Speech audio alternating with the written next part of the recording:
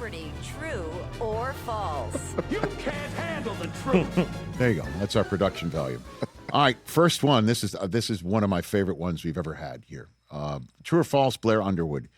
You went to a lion tamer's boot camp for 2 weeks in an attempt to land a role on Circus of the Stars.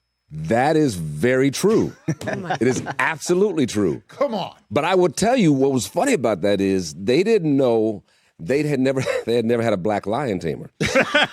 So they said these lions might eat you. So you have to come to. I had to fly to Texas and get in the cages with like 9 lions, and just see how they responded and reacted. Luckily, they looked at me. One licked me, but they didn't bite me or eat me. So this was part of your. You had already booked it and you needed to train for it. Yeah, is that how it works? right. You remember Circus of the Stars? Of course I do. I mean, we saw some videos beforehand. I mean, it was kind of like, all those celebrity shows, back in the Superstars, instead of you running track. Battle of the Stars. Battle of the Network Stars. Network Stars, that's right. But instead of doing like a relay race, you're doing trapeze acts. Yeah. That's exactly right. Do you remember who was on the show with you?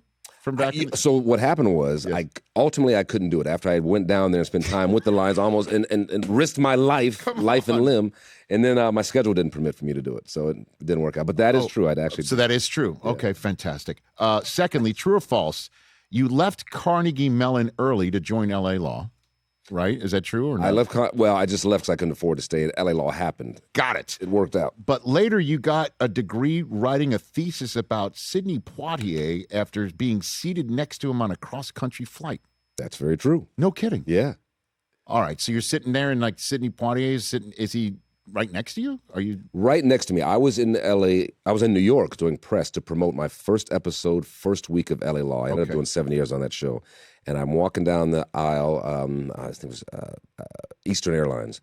Nice. And I turn the corner and I see these long legs stretched out and this man is sleeping. And you have to understand, I wanted to become an actor because of Sidney Poitier. Yes. So there's like a whole history of wanting to meet this man and work with him one day. And and look at that picture. And I turned the corner and I must have gasped because he woke up. And I said, Mr. Poitier, I'm a huge fan of yours. I said, look, I got 5 hours from New York to LA. Let me just breathe, calm down. And he could not have been more gracious. And we talked in that. And I had to, because I had left college, Carnegie Mellon, I had to write a final thesis on what those 3 years had been since I left school. That was going to be my credit. Okay. The thesis ended up being that conversation I had with Sidney Poitier for the last 3 hours of that flight. But he became a mentor of mine, and he became very supportive. Every live theater performance I did, he was there, always supportive, and just could not have been more gracious. He was a prince. The greatest. I mean, sometimes you'll see online, famous people in an airplane setting, and you get to choose who you'd want to sit next to. It's just as a game, right? Yeah. I mean, out of all the people you could have been sat next to. Well, and Sidney Poitier, insane. Also, you remember Hal Holbrook? Of course. Great character actor. Yeah. He was an actor who my mom would always point to when I was a kid, and she said, I hope you're that kind of actor. She didn't remember his name, but she said, what I know is whenever I see him, he'll be in a quality project. Yes. He's a quality actor. Yes, sir. So he was sitting right behind us. Just coincidentally, and they're talking. I'm like, wow, what a flight. Sidney Poitier, man, what am I doing here? What a flight. So, no, that was amazing. Oh, my goodness. All right, next up, true or false, your LA Law role once led to an invitation to Harvard Law School where you met the president of the Harvard Law Review named Barack Obama. That's very true. Oh, come on. That's amazing. Right? You like that one? Yeah, I like that one. Susie like that. I like it. So, okay, really? Yeah, that's man. my follow-up. Because my character that Stephen Bochco created was Jonathan Rollins, who was president of the Harvard Law Review. And because of the Harvard tie-in, like the LA Kings, people said, okay, let's connect you. So they invited us to Harvard Law. Yeah. I went there, and everybody kept saying, you have to meet this guy who is the first black president of the Harvard Law Review. And I met him. I remember we all went out to dinner, and that was it. When he runs for president, the New York Times is doing an article on him. And he said, because of LA Law and the popularity of the show, he said, everybody calls him, Jonathan Rollins. He said that in the interview. Come on. So they call my manager's office. My manager says, is that true? I said, wait a minute. That was that tall guy with the big ears? That was Barack Obama? So that's very true. Because I was going to ask, when he starts, he gave the speech when he was a senator at the Democratic National Convention, where that's when he began to really rise. That's right. And then he runs for president. I was wondering when you put 2 and 2 together, that's how you put 2 and 2 during the together. campaign. Yeah, and I ended up campaigning for him and was invited to the first state dinner and got a chance to see him as president, which was just an incredible journey and victory in that respect. Damn, L.A. Law really opened some I'm doors. telling you, it opened a lot of doors, man. Next up, true or false? I love this one too. This is a great one. You're directing in certain person's narration in The Second Coming. You try to give him some pointers, but realized he didn't need it because it was James Earl Jones. That's right. That's right. I really didn't think about giving pointers. I figured I probably should, but maybe not. Come on. He's doing narration. You really thought for a split second, do it this way, do it that way? It was my first time directing. I said, I should probably give him some direction. And he said, give me any kind of direction you want. Okay. We ended up doing a project together. And I remember one of my favorite all-time sports movies is Field of Dreams. Sure. Of course, that he was in. Yes. And I said, Mr. Jones, I love Field of Dreams. And that one scene, and of course, stupid me, I'm imitating him to him. And I said, when you say people will come, Ray, people will most definitely come. And now, I had never thought of this. And he laughed and he said, what was it you liked? You liked the sexual connotation? I said, no, dude, I didn't even think about that. I was just saying I liked the way your voice worked. He was a funny man. Didn't he say that? I'm trying to remember, TJ, when we had some of the folks from the Sandlot on the show, and he tried to scare the kids at one point, saying, "I am your father." Like, right. He did some Darth Vader, like Luke, some Darth Vader stuff. Yeah, man. He was a great man. He had passed, I think, last year. Yeah, just recently. Yeah. All right. Yeah. This is the last one. You'll like this one, Suze. True or false?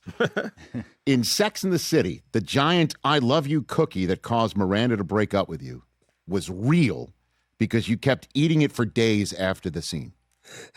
All of these are true. Okay. So, not only was it real, they had 5 on the set. You always have to have a backup, of course. So we used 2. I took 3 home. And they were like, I'm telling you, it must have been like 3 feet in diameter. Mm-hmm. It was huge and very good. It was. Good to me. What was it? Oh, what type of cookie? It was a chocolate chip. Chocolate chip cookie. I'm sorry. Okay, I'm sorry. I should have asked you. It was My in the apologies. kitchen. She went into the kitchen. She started shoving it in her face, and that was the dumbest breakup Miranda ever had. I want you to know that. Thank you, Dr. Susan. Robert Leeds is a legend. And, I mean, to choose Steve over Dr. Robert Leeds? Really? I love it. Thank you, Susie. I'm still smarting on that one. Me too. Yeah, I know. Me too. But then when Steve goes upstairs, or was it her? She went upstairs, and then you had 2 ladies in there. That's right. That's exactly right. So I got Just saying. payback on that, right? Just saying. I mean, we could really go down a rabbit hole now. Could that have what turned her in the future? I don't know. Just saying. Ooh. A lot of Susie. things. Connected A lot of dots. connections. Oh, connected some serious dots there. That's right. I think she was traumatized after that. Yep. Yeah. Yep. I love that you remember that. Did you meet any Knicks through that We did. process? We did, yeah. Since you 'cause played the doctor of the Knickerbockers? the Knicks, and yeah, that? we shot one scene when we first meet, actually, at Madison Square Garden. And there's some Knicks that day. We got a chance to hang out a little bit. Okay. Yeah.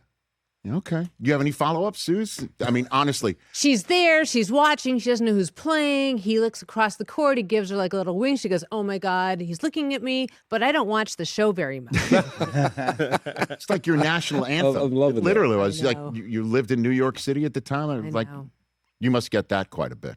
What do you get the most? Last night, I'm talking to this young kid, the son of the director. He's like 18. He's telling me all about Sex and the City, but he says, this generation now with streaming, Yes. they're rediscovering that, and it's a whole new generation that's now like kind of dialed into the show, which is very cool. Well, you're dialed Because in. it's just as relevant as ever. I mean, it's got characters who are lonely that are searching for a there. Yes. And it's also about your real first crack at independence. If you watched it from the beginning, Look that's at really you. what it's about. It's about cookies too, in many ways, metaphorically and literally. Big giant chocolate chip. Big giant. She cookies. sat there over the trash can, shoving it in her mouth. I'm like, stop eating. I love that. That's exactly right. What are you, insane? This gorgeous guy's asking you to marry when you're eating a cookie? Just marry the man. Where's Magda? Clean up the stuff. Come on. I just never thought I ever would have to get a restraining order against my wife for a guest. I never thought I would. Honey, you had Allie Larder here. That's true, my 2 bad. weeks ago. Okay, that's true. For 2 segments, by the way. TJ, you have a question about a movie also for Blair, right? Didn't you? Well, we were coming up with the true or false, and one of my favorite movies that you're in is Just Cause. Oh, Because man. it seemed that you got to play the bad guy after doing the good guy role, and L.A. Law, and that cast was just amazing with Sean Connery and Lawrence Fishburne and Ed Harris and a very young Scarlett Johansson. 10-year-old Scarlett Johansson. That's right. Any memories of shooting Just Cause? Yeah, just the fact and Sean Connery, of course, because he was Scottish, we could not shoot the ending. They had to reshoot the whole ending of that movie. Why? Because the test audiences didn't care for it for whatever reason. I don't even remember why.